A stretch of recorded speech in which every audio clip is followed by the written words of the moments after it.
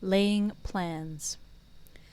Sunzi said, "The art of war is of vital importance to the state. It is a matter of life and death, a road either to safety or to ruin. Hence it is a subject of inquiry which can on no account be neglected. The art of war, then, is governed by 5 constant factors, to be taken into account in one's deliberations, when seeking to determine the conditions obtaining in the field. These are 1. The moral law, 2. Heaven, 3. Earth, 4. The commander, 5. Method and discipline. The moral law causes the people to be in complete accord with their ruler, so that they will follow him regardless of their lives, undismayed by any danger. Heaven signifies night and day, cold and heat, times and seasons. Earth comprises distances, great and small, danger and security, open ground and narrow passes, the chances of life and death. The commander stands for the virtues of wisdom, sincerity, benevolence, courage, and strictness. By method and discipline are to be understood the marshalling of the army in its proper subdivisions, the graduations of rank among the officers, the maintenance of roads by which supplies may reach the army, and the control of military expenditure. These 5 heads should be familiar to every general. He who knows them will be victorious. He who knows them not will fail. Therefore, in your deliberations, when seeking to determine the military conditions, let them be made the basis of a comparison in this wise. 1. Which of the 2 sovereigns is imbued with the moral law? 2. Which of the 2 generals has most ability? 3. With whom lie the advantages derived from heaven and earth? 4. On which side is discipline most rigorously enforced? 5. Which army is stronger? 6. On which side are officers and men more highly trained? 7. In which army is there the greater constancy both in reward and punishment? By means of these 7 considerations I can forecast victory or defeat. The general that hearkens to my counsel and acts upon it will conquer. Let such a one be retained in command. The general that hearkens not to my counsel nor acts upon it will suffer defeat. Let such a one be dismissed. While heeding the profit of my counsel, avail yourself also of any helpful circumstances over and beyond the ordinary rules. According as circumstances are favorable, one should modify one's plans. All warfare is based on deception. Hence, when able to attack, we must seem unable. When using our forces, we must seem inactive. When we are near, we must make the enemy believe we are far away. When far away, we must make him believe we are near.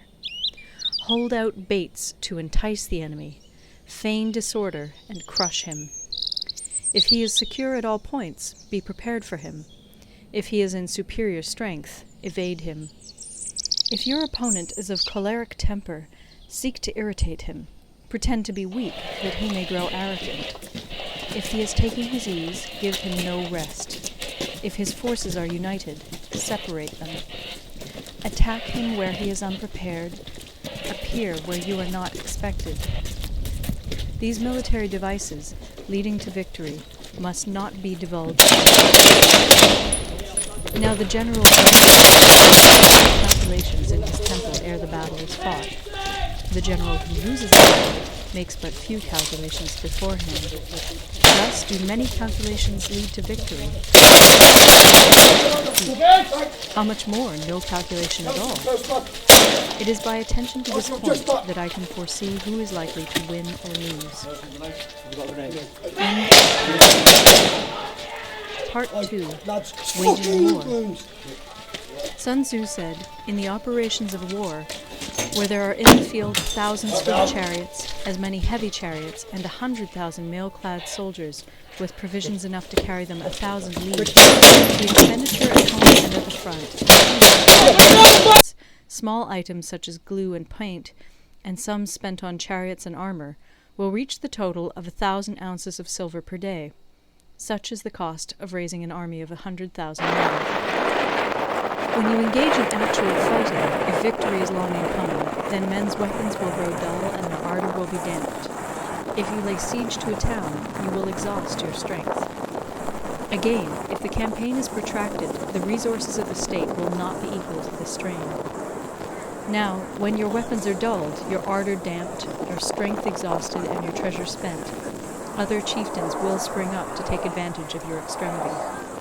Then no man, however wise, will be able to avert the consequences that must ensue. Thus, though we have heard of stupid haste in war, cleverness has never been seen associated with long delays.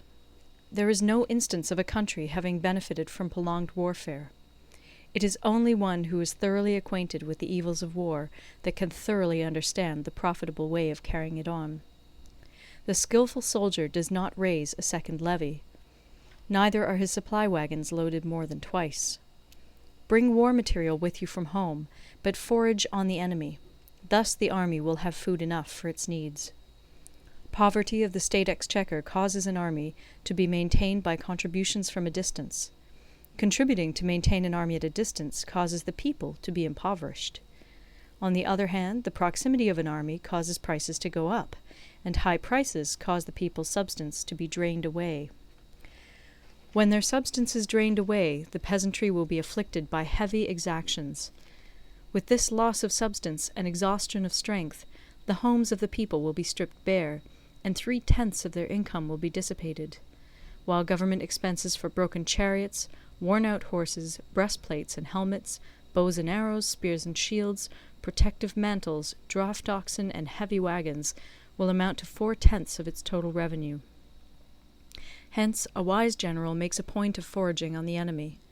1 cartload of the enemy's provisions is equivalent to 20 of one's own, and likewise a single picul of his provender is equivalent to 20 from one's own store. Now, in order to kill the enemy, our men must be roused to anger. That there may be advantage from defeating the enemy, they must have their rewards. Therefore, in chariot fighting, when 10 or more chariots have been taken, those should be rewarded who took the first.